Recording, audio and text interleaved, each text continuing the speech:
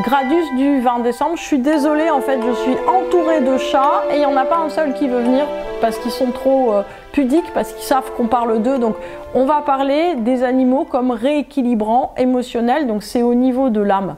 À quoi ça sert un animal? Alors, c'est très sérieux, en fait.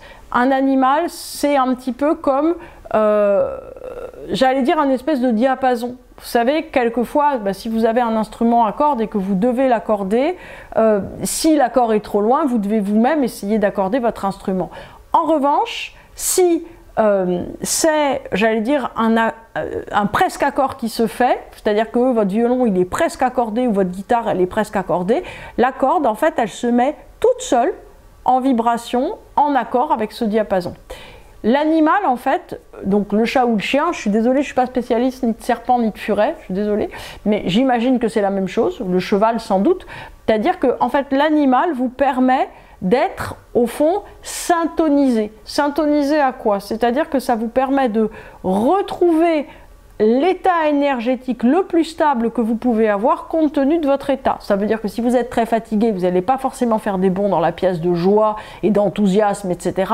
Mais ça veut dire que vous allez retrouver une forme de paix. C'est-à-dire qu'il y a quelque chose qui redevient, on va dire, fluide ou lisse ou stabilisé grâce à la présence de l'animal. Ce n'est pas le cas avec les gens. Pourquoi ? Parce que les gens parlent, tout simplement. En fait, ils parlent et ils ont énormément de mental. Donc, ce qui fait que, au fond, quand on est seul avec des animaux, quelque part, on n'est pas seul. D'abord, il y a un espèce de dialogue qui se met en place, ça c'est plus qu'évident. Mais en même temps, l'animal va nous créer une espèce de zone de bien-être. Et c'est pour ça, vous savez, maintenant, il y a des études, là encore très sérieuses, qui parlent de la ronron-thérapie. Ça, c'est le genre d'articles scientifiques sur lesquels je me jette, vous pouvez imaginer. Donc, la ronron-thérapie consiste à se rendre compte que le ronron du chat correspond aux ondes alpha de notre cerveau et que donc, en fait, quand ils émettent un ronron, plus la vibration qui va avec, plus la chaleur, donc le chat, il a, vous savez, 2 degrés de plus que nous. En fait, si vous voulez, l'ensemble de ces 3 paramètres, eh ben, sert en fait à calmer énormément l'individu qui va pas bien. Et qu'est-ce qu'ils font? Eh ben, ils inventent des bouillottes à 39 degrés avec des, vous avez des audios enregistrés qui simulent le ronron, plus le vibreur qui vous permet de le poser. En fait, je vais vous donner un conseil, faites plus simple, allez chercher un chat. Voilà. C'est plus simple que d'acheter le truc en kit qui peut tomber en panne. Le chat, c'est bon, vous lui filez une boîte, il est là, il ronronne, il est tranquille. En plus de ça, vous aurez tous les aspects du plan physique qui vous permettront d'être en meilleure forme. Donc, émotionnellement, le chat ou le chien sert de syntoniseur, c'est-à-dire que le chien va vous servir aussi à devoir bouger hors de vos quotidiens. Vous savez, on est dans une vie où les gens sont toujours à la recherche de faire des pauses. Ils sont tous avec leur smartphone ou avec leurs vacances ou avec leurs coupures nécessaires, leur cours de je sais pas quoi ou je sais pas truc qui est leur pause dans la semaine. Je vous recommande le chien en fait comme pause parce que vous êtes tout seul, même si vous parlez à des gens.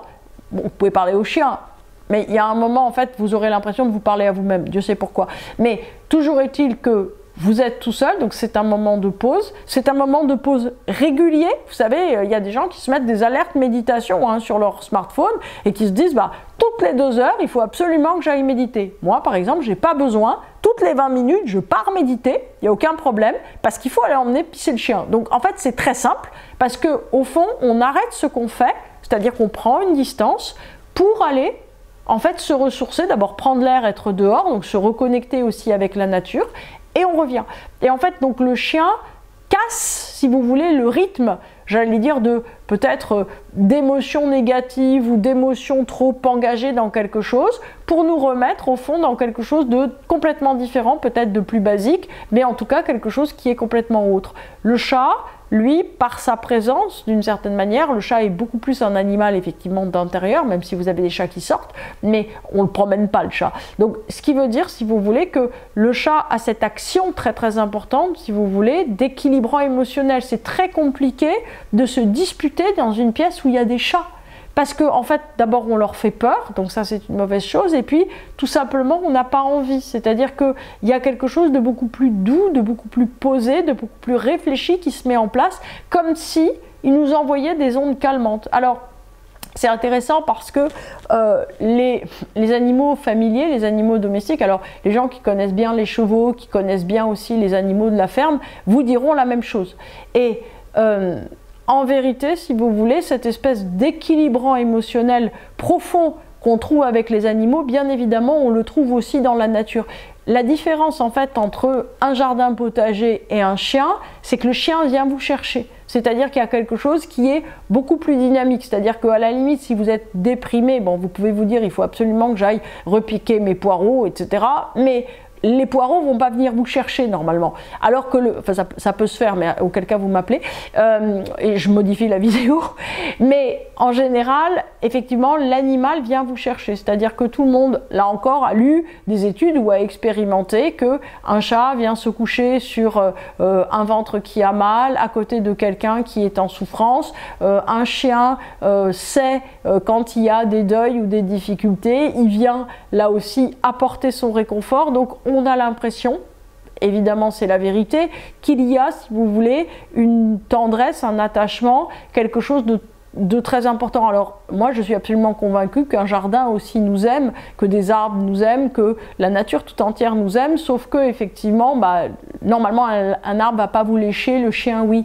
Donc en fait, si vous voulez, nous comme on a plutôt des sens grossiers et une capacité, on va dire, de comprendre des choses qui n'est pas forcément au taquet en termes de signaux faibles, hein, et ben en fait on arrive à percevoir beaucoup plus simplement, j'allais dire, l'amour que nous apportent des animaux, et cet amour en fait nous donne une force qui est incroyable. Et en fait le point par rapport à toute la sphère de l'amour, des amours humains, c'est que l'animal, et ça c'est très, j'allais dire, mis en avant par les gens qui aiment les animaux, l'animal en fait il est toujours dans un sens, c'est-à-dire que l'animal il vous accueille pas avec une rancœur, il vous accueille pas avec une frustration, il vous engueule pas parce que vous avez oublié de fermer le four ou d'éteindre la machine à laver.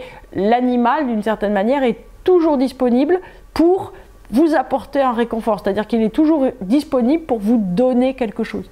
Et c'est vrai que de ce fait, les animaux sont un peu comme les très jeunes enfants, c'est-à-dire qu'ils sont toujours heureux en fait de vous voir, d'être là. Vous faites toujours la différence dans leur monde. Et au fond, cette espèce de confiance nourrit notre propre confiance, c'est-à-dire que se sentant tellement accueilli par notre famille animale, quelque part, si vous voulez, ensuite de ça, on a un abord qui est beaucoup plus ouvert au monde extérieur. Donc en fait, il y a tout un tas de choses qui se mettent en place de manière différente à partir du moment où, au fond, on laisse entrer, j'allais dire, cette dimension animale dans notre monde émotionnel.